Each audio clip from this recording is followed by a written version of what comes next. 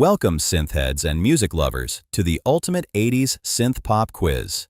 We have 3 categories from easy to hard and 10 questions in total. Let's begin. Level 1, easy, the warm-up. Question 1, let's start with a classic. In 1981, a British synth-pop band released a music video filmed in a cinematic, rainy Vienna. The video featured dramatic trench coats, a shadowy violin player, and a hauntingly beautiful synthesizer melody. What is the name of this band and their signature song?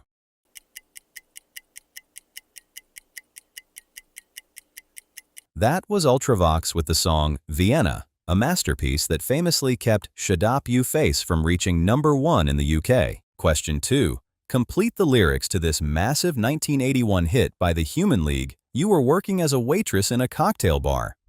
What comes next?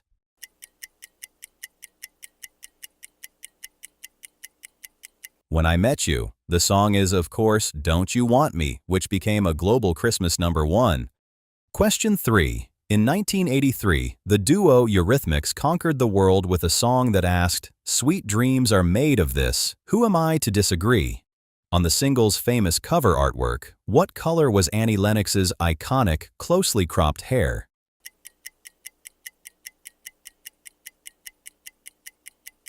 Bright orange or vibrant red, her striking androgynous look became one of the most defining images of the MTV era. Question 4. Which German synth-pop band had us all counting to 99? Their 1983 anti-war protest song about a bunch of innocent balloons mistaken for a military threat became a massive international hit in both German and English.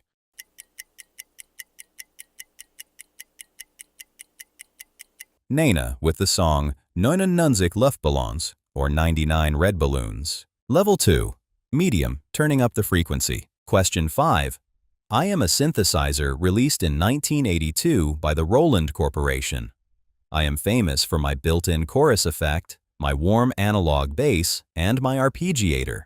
I was used heavily by bands like Duran Duran, Aha, and Vince Clarke. I am so beloved that synth-pop artists still use me today. What model am I?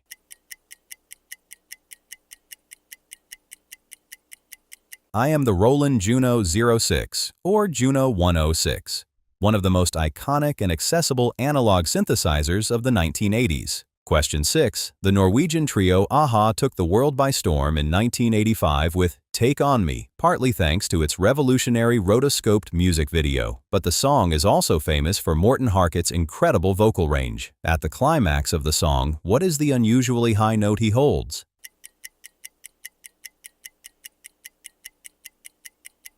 Morten Harket sings hitting a soaring E5. Question 7. The British synth-pop duo Pet Shop Boys released their smash hit West End Girls in 1984 and re-released it in 1985. Neil Tennant has stated that the rhythmic spoken word style of the verses was inspired by a very specific American hip-hop track from 1982.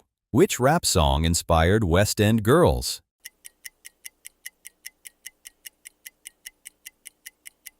The Message by Grandmaster Flash and the Furious Five. Neil Tennant loved the social commentary and the spoken flow of the track. Level 3, Hard, the Masterclass. Question 8.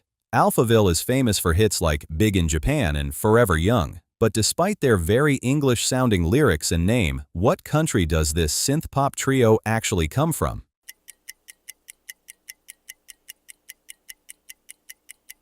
Germany. The band was formed in Münster, West Germany, in 1982. Question 9. In 1989, Bernard Sumner of New Order and Johnny Marr of the Smiths joined forces to create a massive synth-pop side project. They released hit singles like Getting Away With It and Disappointed. What was the name of this supergroup?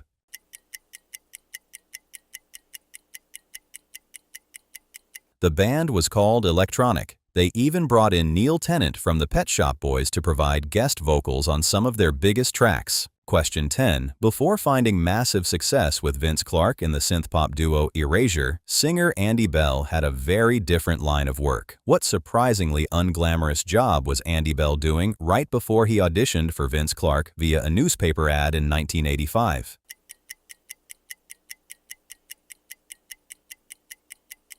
Andy Bell was working as a meat portions packer in a food factory and had previously worked in a shoe shop.